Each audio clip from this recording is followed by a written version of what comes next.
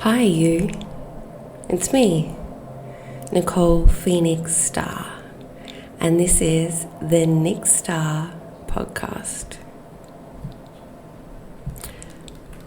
So, on today's episode, I am talking about my most recent rite of passage, and that is the rite of passage into menopause. So we're all fairly familiar around this term of rite of passage. It's something that used to be very common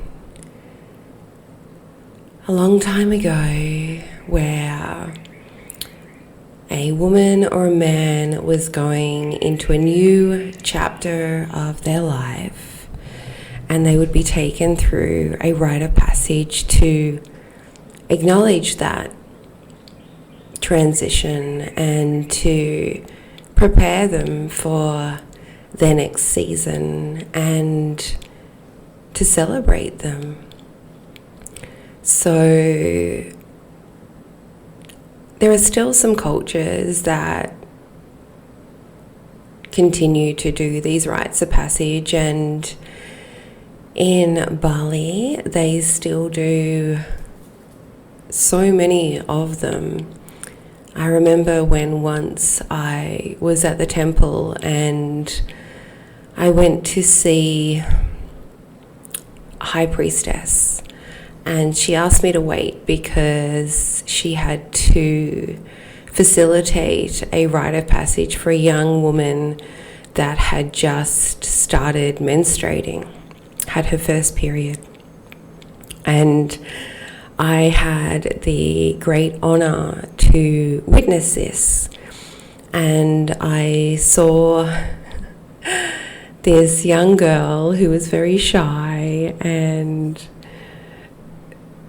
was just so sweet, come forward, and she wasn't embarrassed or anything. She was just, she was just emanating her absolute innocence, and her mother and her father and her brother and other people were witnessing her, and basically it was an acknowledgement that she was becoming a woman and coming into an age where at some stage she would be able to bear children if that was to happen. And watching her father stand there acknowledging his daughter having her first menstruation was one of the most touching things I could ever imagine. In the West, where most of us don't have an experience like that, that's for sure. To see this and know that it's done, for every young woman, it was so touching. Like, it was such a tender experience, and she kind of walked around different offerings and walked around a fire, and they were chanting different things and saying different prayers, and I just saw this great sense of pride on her mother and father's face, and her brother standing there deeply honouring her. And when it was finished, I was just so overcome with emotion and just so grateful to have been able to witness that before I went and did whatever I was doing there. So, yeah, and there's different rites of passages that happen for babies and children. And,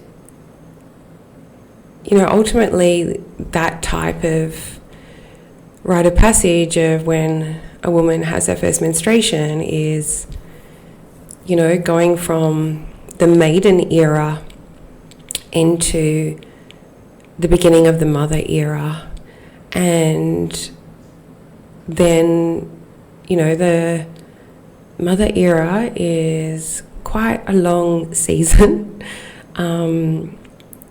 Whether we have children or not, it's just the season of becoming a young woman and an adult until we come to the season of perimenopause and ultimately menopause.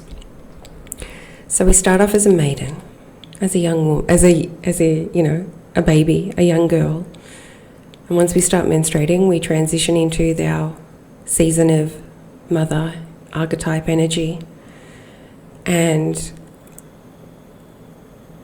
these kind of have like a lead in and a lead out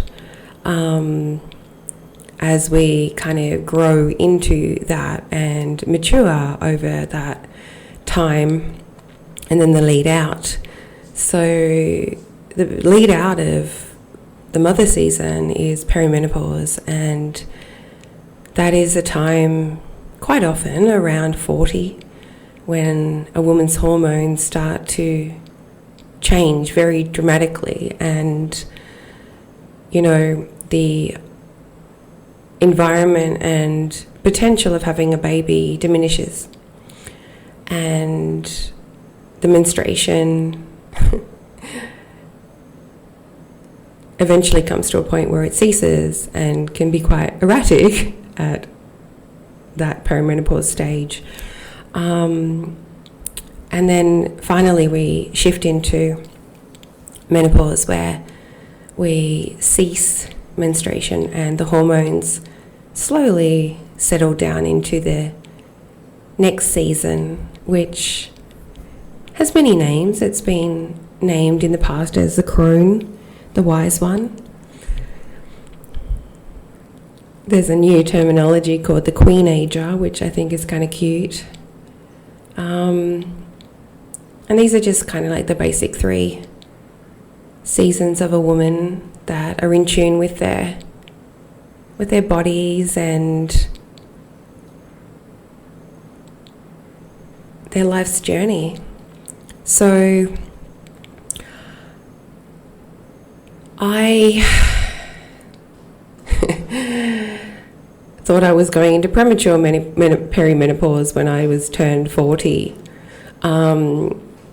because I started having quite erratic symptoms going on, like tender breasts and tiredness and such things. But in fact, I found myself pregnant, much to my surprise. And that's one thing that happens, and quite a lot of women that are 40 find themselves with these kind of late bonus babies that they don't prepare for, because the body kind of does this last hurrah thing. It just sends out all of these optimum hormones to try and get pregnant before it starts into the decline of moving towards perimenopause and ceasing the womb workshop to be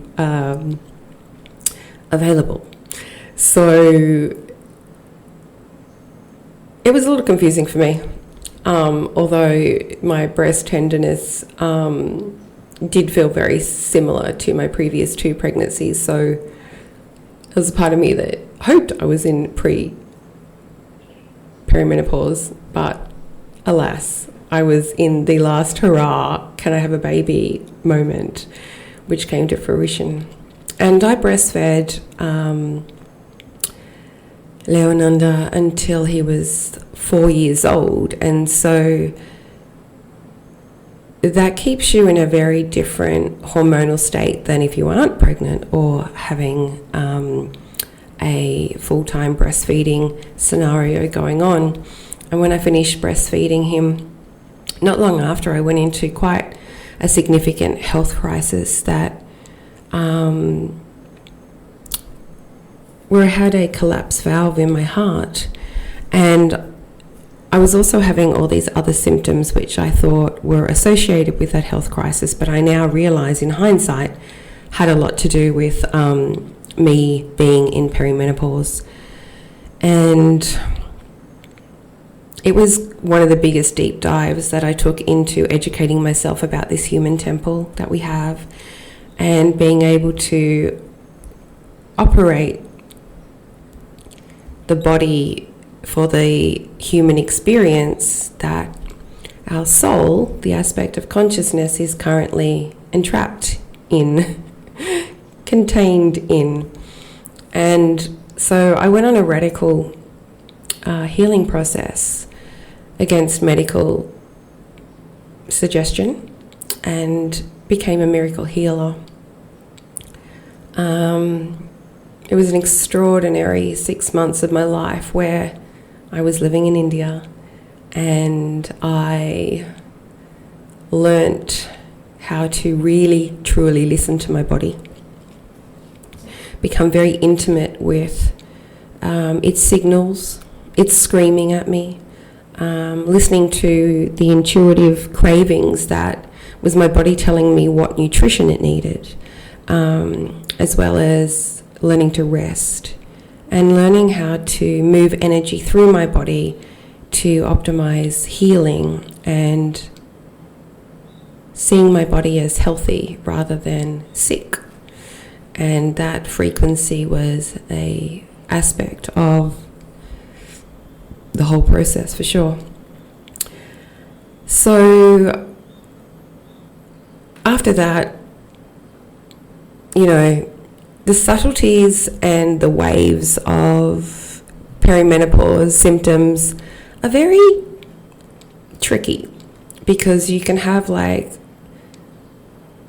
a whole heap of symptoms and then they kind of go away, and then they come again, and then they go away, and then they come again and they go away. It's very, very confusing. And because we haven't had these rites of passages, and we haven't had our mothers and grandmothers explain to us because they just don't know, and the community of women or the tribe of women haven't shared their wisdom about this journey, it becomes very isolating and very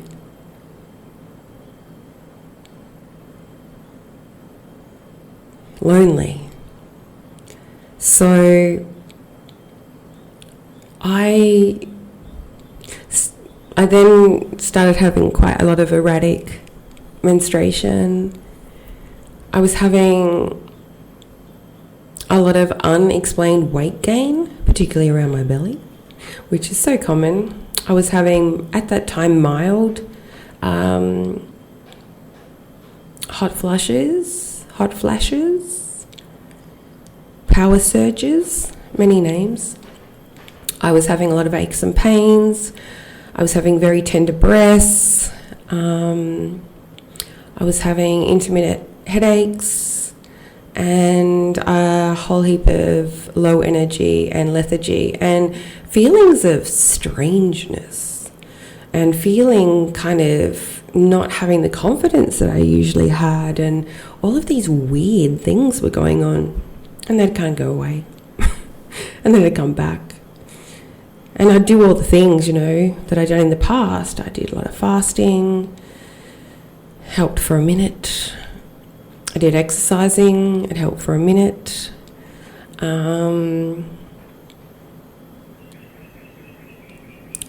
It was very confusing. And so I decided I needed to educate myself on this season. And I started a very powerful and potent 3-year deep educational dive into what is perimenopause, what is menopause, what are hormones, hormone balancing, rites of passages, and hormonal health, movement, exercise for a hormonal mature woman, and just everything that I needed to gather to really educate myself on this, because that's how I roll. And it too was a little stoppy and starty because of the levels of exhaustion that you start getting into and waving, start trying and tweaking different things to see how they work and don't work. And then the pandemic hit. And so there's a whole other layer of, collective anxiety and collective confusion to wade through. I moved to Australia for 6 months. That ended up 18 months. And during that time, again, the hormones were just waving in and out. And so you don't get a real heap of traction on these things because you're right in it, and then you're like, oh, I'm okay now. And you don't know exactly what is a hormone symptom, what is a perimenopause symptom, what is life, what is environment, what is whatever. And then I came back to Bali to sell my house because I could fly in and out. And I came in, sold my house, signed all the paperwork, caught up with a few friends, did a few temple runs. And at the end of the trip, I started feeling quite off.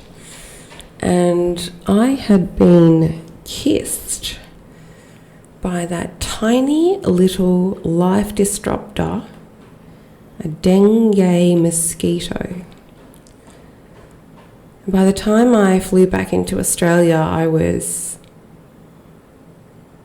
going down fast. And I did go to the doctor, who had no idea what was going on with me because there's no dengue in Australia, and he had no exposure or even thought of such a thing. A few more days went past and I was slowly dying now, I realise, or I found out. The whites of my eyes were turning yellow. I was in outrageous states of fever. Dengue starts killing you from the inside, like literally your blood starts to boil and shuts down organs and kills you. And I eventually went back to my personal doctor, who was unavailable the first time I went, who had much exposure to dengue as a Sri Lankan national who had done his season of his medical training in dengue tents in Sri Lanka. And although he'd been in Australia for many years, he looked at me and he knew straight away. And he told me I needed to go to hospital immediately, otherwise I would die. And I said, I cannot go today, I can only go tomorrow. I have to organise my son and all of this stuff. And he looked at me and he started welling up in his eyes and he said, my best friend died in my arms of dengue in a dengue tent. Please go to the hospital. And then he was crying and I was like, oh, this is a bit much. Anyway, I did end up going to the hospital the next morning. It was late afternoon and I had to organise my son, and I just felt as if I could get everything I needed to do done and then I could just collapse in the hospital. They actually put me in the infectious diseases wing where all the corona patients were, because they hadn't established that I had dengue, and there was no dengue tests in Adelaide where I was at the time, and my tests had to be sent to Sydney. And as soon as they were established, they came running into my room, ripped out whatever drip they had in me and went, oh my God, and changed everything. And they were coming in full hazmat suits. I'm like, I'm not contagious. They're like, well, no, but we've been in with other patients, so we have to stay like this. And I'm like, okay, all right.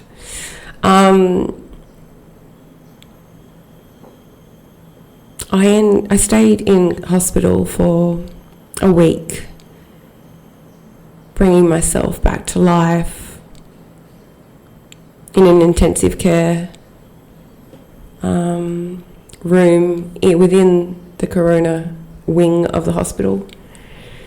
And I was speaking to one of the nurses at some stage, and they said, the doctors and us have been out there Googling because none of us know what to do about dengue. And I went, I'll tell you what to do. And I told them because I nursed my son Harley through dengue a few years previous to that, and I'm very aware of it with many friends and acquaintances in Bali. So yeah, it was a wild journey. It takes several weeks after that to come back to any state of normal, and the perimenopause symptoms you're having during that time, convoluted with almost dying, are all a bit blurry. So at the 6-week mark from the initial getting it, I felt kind of human. And then the next week, I got COVID. And down I went again. But I was quite surprised, considering my immune system being completely smashed, that I didn't suffer too bad.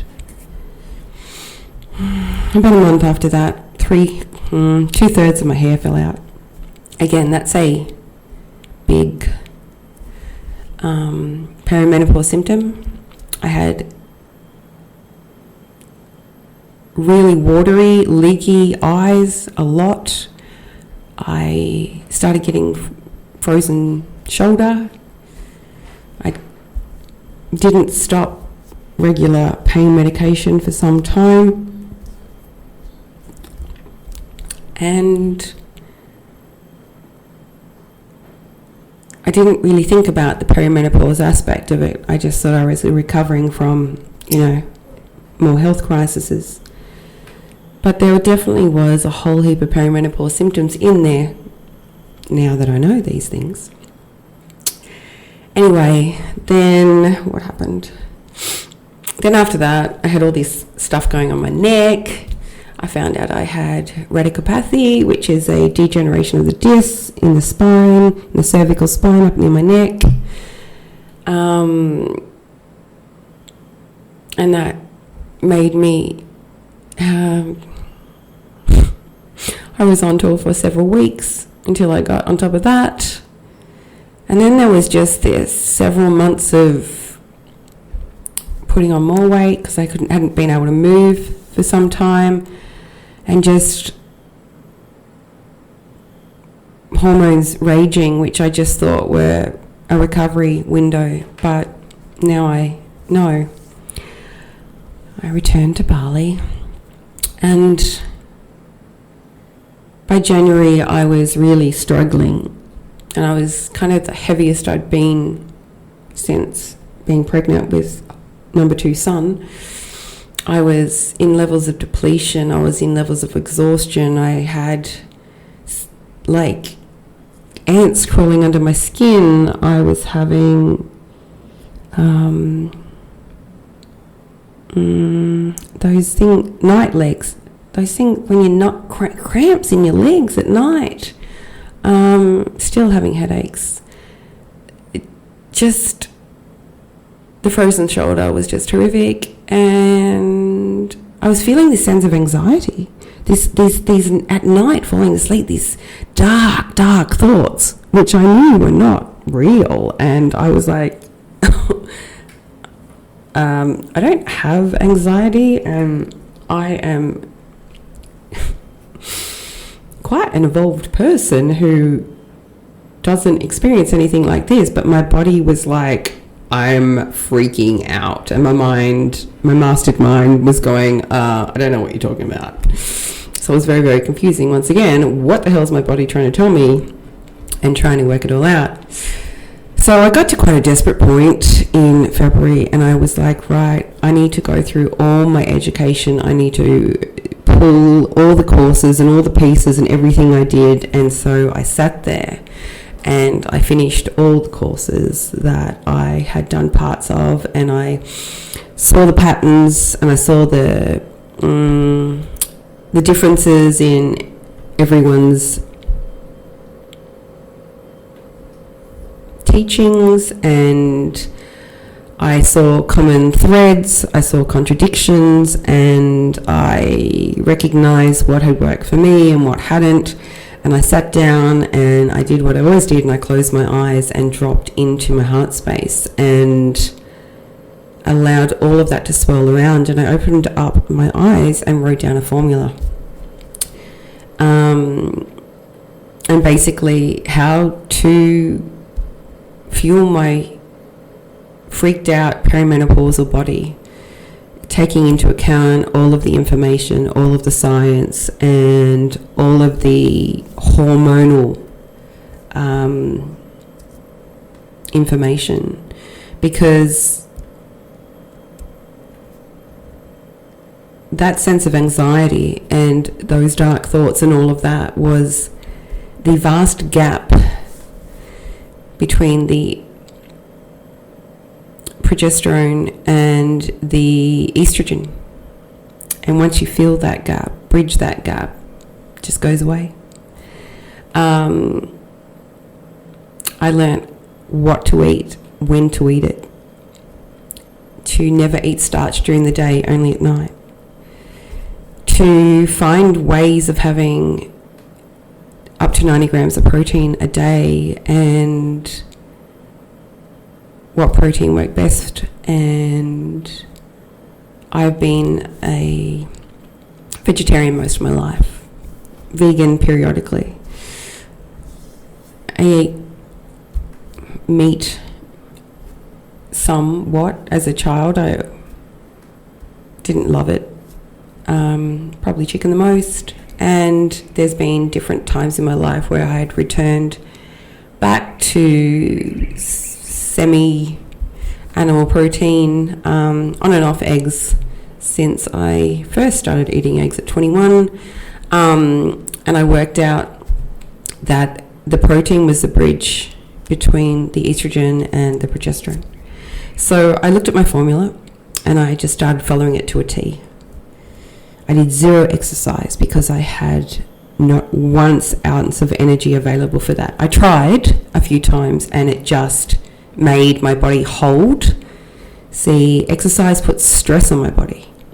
And because we used to have a lot more estrogen, progesterone in our bodies, that is what processes stress. And as you go through perimenopause, not having those levels of estrogen and progesterone is why we experience these crazy levels of stress that freaks out our body, that makes us hold weight and makes us experience levels of anxiety and rage and things that don't kind of make sense to us. And I'm a very disciplined person. I'm able to stick to something and stay the course. Things like this, during other health journeys, I have learnt to tweak and follow intuition. And all of a sudden, within 21 days, I started feeling human. And I realised that my hot flushes had completely almost gone. I realised I hadn't taken any medication for some time. And I realised that I was starting to lose weight. You know, and I was hopeful I'd lose some weight, but all I was really hoping for was to get these symptoms in check. And so this was around about the time I was turning 50. And I knew that I wanted to step into this next decade with intentional awareness. And I knew that it was time to take myself through a rite of passage, that I needed to take myself through the rite of passage into this season of menopause, deeply acknowledging myself, embracing it, finding the beauty and the incredible levels of awakening that occurred in transitioning, that brings you into a level of a woman that just doesn't care what other people think of her, and is so comfortable in her skin, and is so gracious and grateful to be aging and growing older. And I did that for me. And it was beautiful. And I continued with my formula. And in about 7 months, I'd lost 20 kilos. I had no symptoms.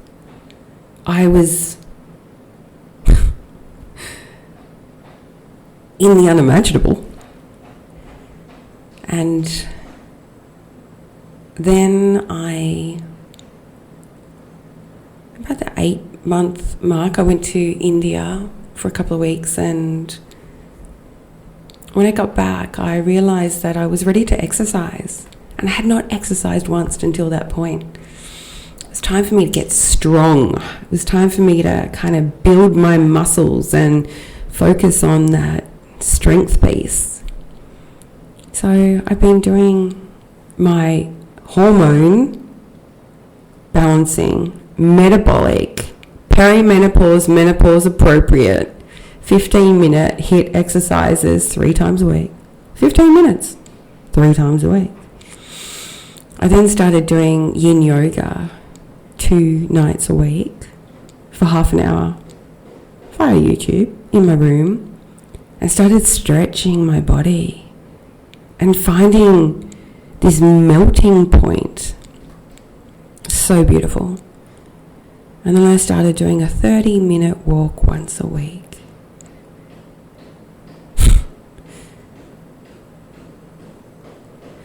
So it's just recently been my 1-year anniversary since I started this.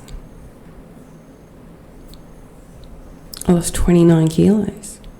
I have no symptoms. I am so fit and healthy. I have a resting heart rate of 55. I have the fitness level of an elite athlete for somehow. My blood pressure is 105/70. And I have energy. And I still haven't stepped through my menopause window. So from your last menstruation, you have to go 1 year without menstruating, and then you're officially in menopause. I went 10 months last year and then started. It was hilarious. And, I'm pretty confident that I'll get there. So very soon, I'll be stepping into my menopause season officially, and I'm loving it. I stand in my skin as this powerful, confident, gracious, grateful woman that I only dared to ever imagine I could be. And it's been the most beautiful rite of passage, honouring every step of the way, being very, very kind, holding space for myself, self-regulating myself, and truly loving myself. And, it goes in waves. You think, oh, this is growing great. Oh, where'd that hot flush come from? Be kind, be kind, be kind. Have you been taking your evening primrose oil? Oh, no, I slipped on that. Get back on track, girl. And I did. And then I subsided again. All of these things. So I just wanted to take some time today to honour the glorious road to menopause. The path of perimenopause, which is so difficult for so many, and it creates so much suffering, especially in these times. Women have so much more stress than they have, since last century, and they don't have the time and space to slow down, to rest and self-regulate and self-care, and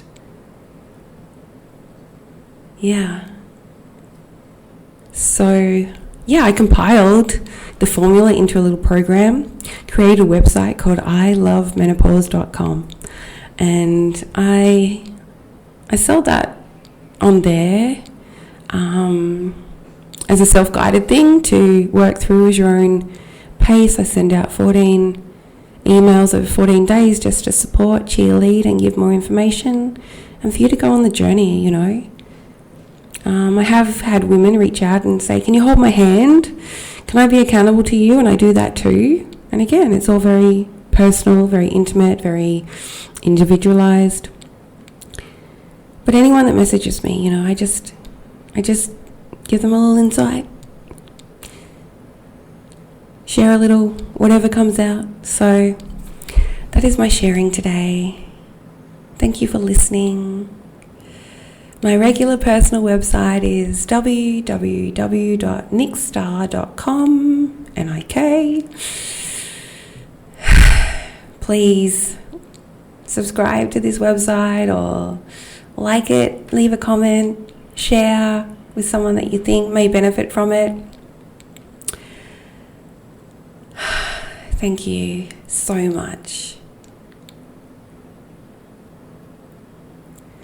I see you.